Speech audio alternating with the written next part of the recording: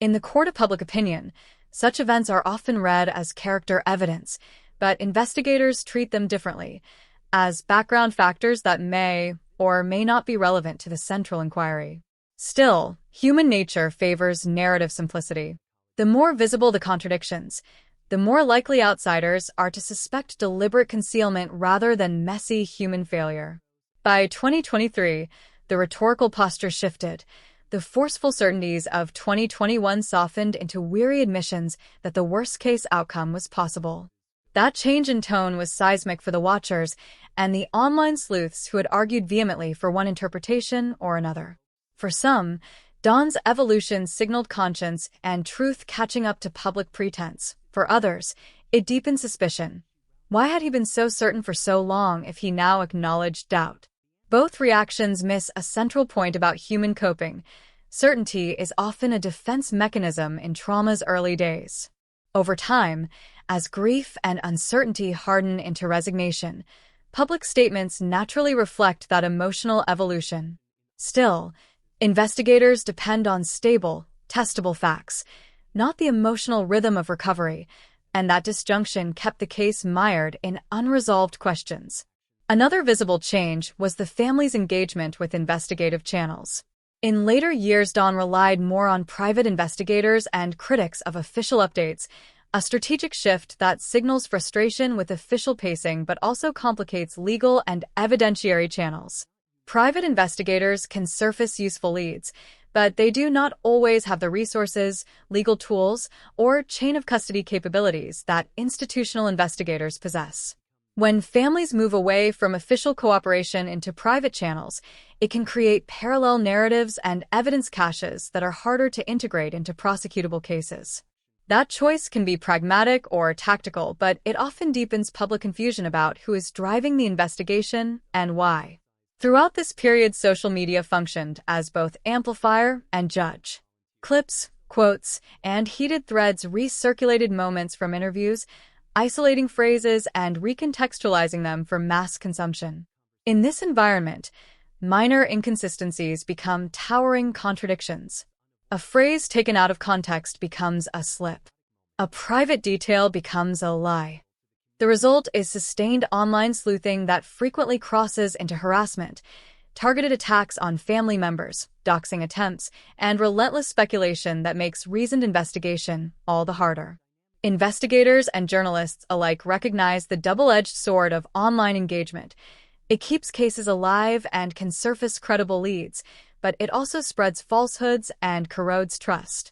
So, what are the measurable takeaways here? First, consistent and specific timelines matter. Missing or shifting timestamps create fertile ground for speculation. Second, emotional public appeals mobilize communities, but do not replace verifiable evidence. Third, visible legal troubles or erratic public behavior alter credibility in the public eye, rightly or wrongly. Fourth, moving from official investigative channels to private searches signals strategy change, not necessarily movement toward a solution. And finally, social media will shape perception more decisively than any single press release.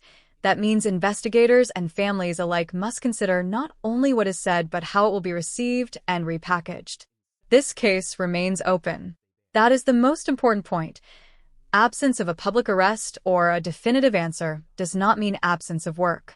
Detectives continue to test leads, to validate digital forensics, to consult witnesses, and to cross-reference the small details that might someday align into something prosecutable.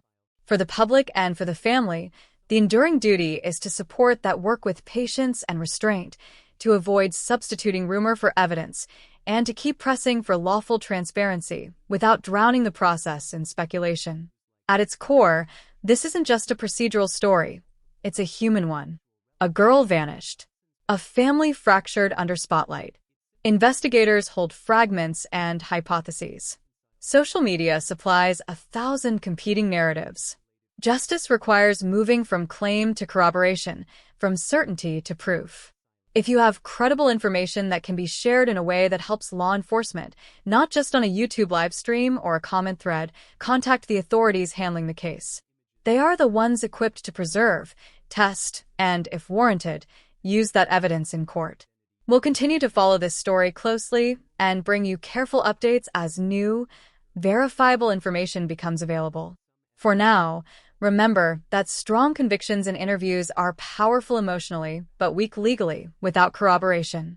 The path from grief to truth is seldom neat. It's slow, it's painstaking, and it demands discipline from everyone involved: families, investigators, journalists, and the watching public.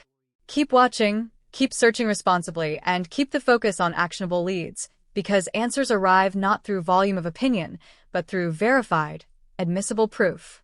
He said she was taken, with a calm certainty that cut through the static of the first chaotic hours, and that certainty became the story the public held on to. Now, for years later, the same man's words sound different, less like an ironclad assertion and more like the slow erosion of a belief under pressure. What changed between then and now isn't just public patience. It's a timeline that frays at the edges, interviews that shift tone, and a growing gap between family claims and the cautious language of investigators. Stay with me, and if you want updates as this develops, hit subscribe and turn on the bell so you'll hear new episodes the moment they drop. When Summer Wells vanished on June 15, 2021, the first public voice many heard was her father's. He spoke with raw conviction. His little girl had been abducted. He told cameras and crowds, and he repeated that message with a force that mobilized volunteers, donors, and national attention. Those opening statements did more than plead for help. They set the frame for how millions first imagined the case: a terrifying stranger abduction, an urgent hunt for a missing child. Emotionally, it was an effective call to action. Legally and investigatively, it set expectations that later details would struggle to match. But in criminal investigations, especially those involving missing children, how a person talks matters. Early interviews are often the only unscripted source of detail before forensics, phone records, or third-party evidence can corroborate or contradict a story. In Don Wells's case, his earliest public interviews were almost entirely emotion-forward.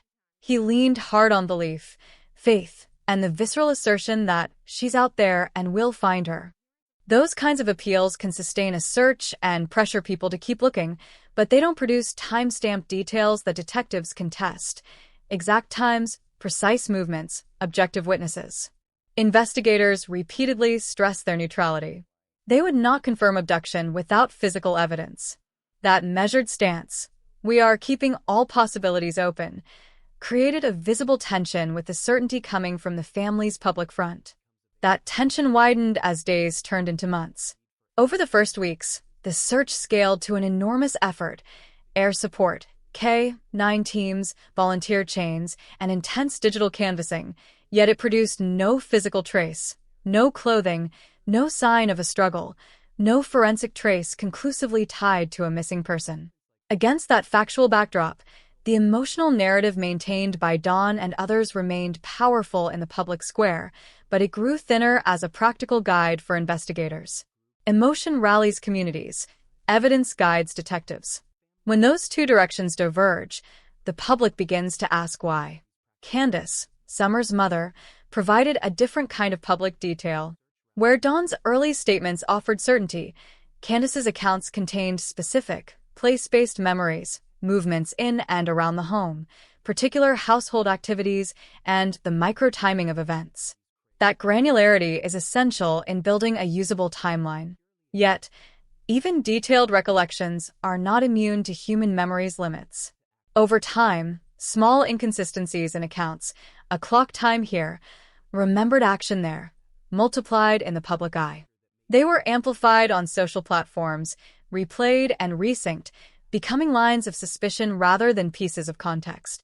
Investigators faced the difficult job of separating misremembered detail from testable fact without letting public pressure distort the probe. Their caution, withholding conclusions and avoiding speculative leaps, was sound procedure, but one the public frequently misread as inactivity or cover-up. There's another practical dimension to these shifting narratives: resource allocation. For months, Dawn repeatedly urged action around a reward fund, pressing for tips and offering money as incentive. Reward announcements can be powerful investigative tools, They can prompt witnesses to come forward with information they had previously withheld. But they can also draw opportunists and false claims, increasing the investigative workload with low-value leads. Law enforcement must weigh every tip for credibility, correlation, and corroboration. A high volume of unverified tips can swamp detectives, bearing the few leads that are genuine. Don's public push for reward money, while understandable from a family perspective, added a steady stream of noise investigators had to filter. Complicating public perception were a series of personal events and choices that changed how people listened to Don. A DUI arrest and related public anecdotes cropped up during the campaign to find Summer, and those incidents were seized on by commentators as evidence of instability or irresponsibility.